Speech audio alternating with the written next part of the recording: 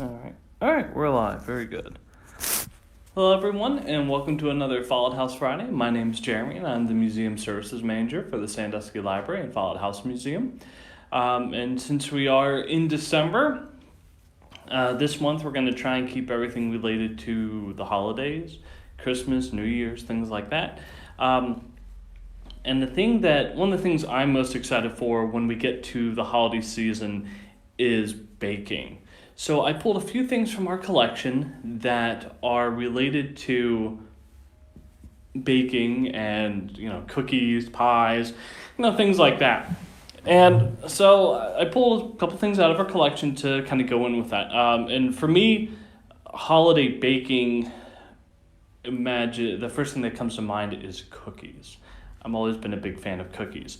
And cutting cookies out and cutting dough out, goes back a long time in American history, and we have a really early example of a wooden dough cutter, which you could have used for cookies as well, but specifically made, you can see at the bottom, for basically almost like a donut shape that it would be able to cut with.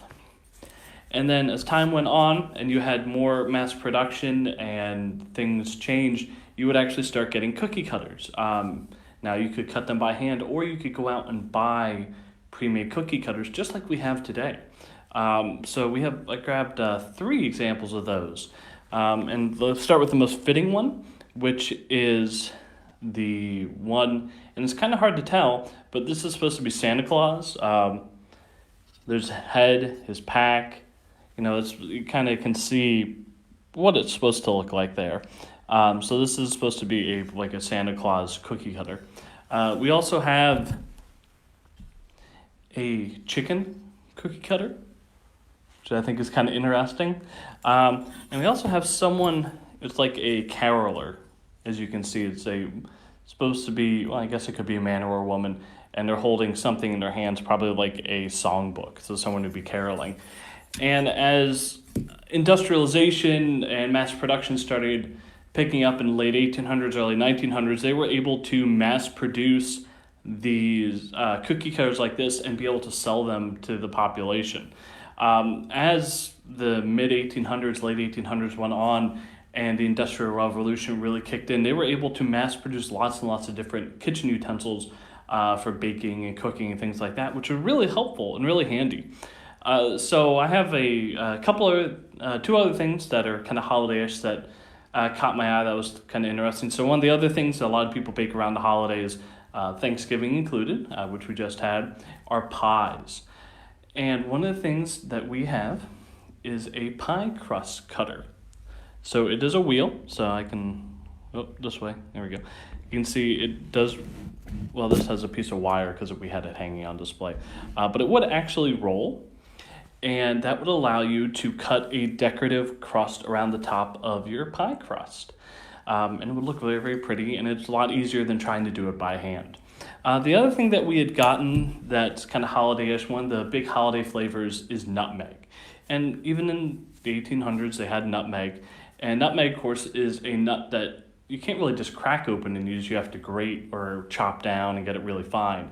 So one of the things that we have in our collection that would have been around in the late 1800s is a nutmeg grater. So on the inside here, you can see, I'll kind of hold it up close to the camera, there's a spot there where the nutmeg would go in, and you can draw it, the spring up, and you will put your nutmeg in there. That would clamp it back down, and then you can move this back and forth, just like you're seeing here, and it would grate your nutmeg for you. And on the bottom, it's whole, so there's no holes in it. It's one piece of metal, so the grated nutmeg would stay in there, and then you could pour it into a pie or whatever you were using it for. Like I said, it's really fascinating that that's something that they were making in the 1800s. It was mass produced. It wouldn't be real expensive. One of the interesting things about kitchen utensils in the 1800s, specifically going into the late 1800s, was a quality versus quantity thing. So as with most things, if you pay a little bit more money, you can get a little bit of a nicer product. What's interesting is during that time period, the mid to late 1800s, the really good, high quality kitchen gadgets were being made in the UK. And they were made really nice and they would last for much longer.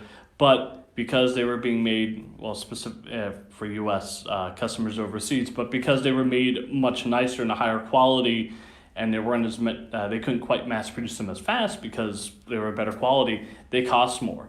While US implements generally were made faster, they were made cheaper, they weren't as good of a quality, but they would be cheaper for people to buy. So you did have this kind of interesting trade-off where you would have to, just like we do today, where you're looking at products and you have to decide if you want to buy the more expensive one that might last longer, or do you want to buy the cheaper one that still might work just as well, you're just unsure how long it would last.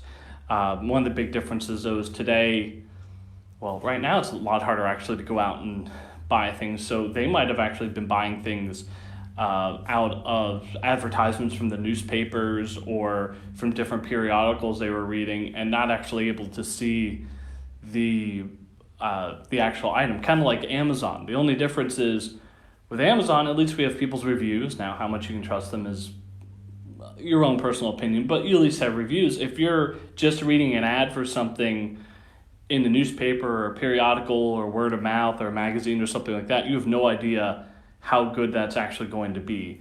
You can only really make your assessment off price if you know the company and if you know anyone who's actually used it. So, once again, it's not, history changes, but a lot of the problems don't change. We still have, we still have to buy things for the house. We still have to cook. We still have to do lots of different things. So it's interesting to me that not only, people have pie wheels still. We use cookie cutters. We still grate nutmeg. It might not look exactly like that, but we still, some people still grate whole ones, or you can buy it pre-grated in the store, which is really nice for baking.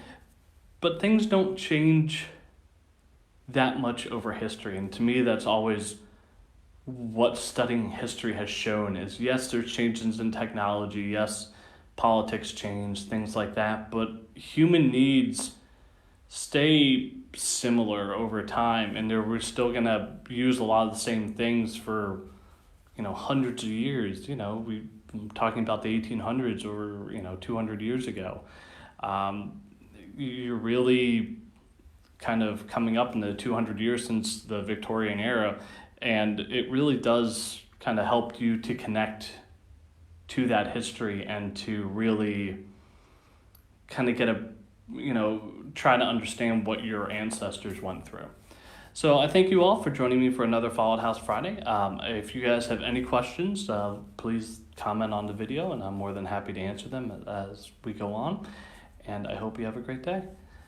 Thank you for joining me for another Follett House Friday, and I hope to see you next week. Have a great weekend, everyone.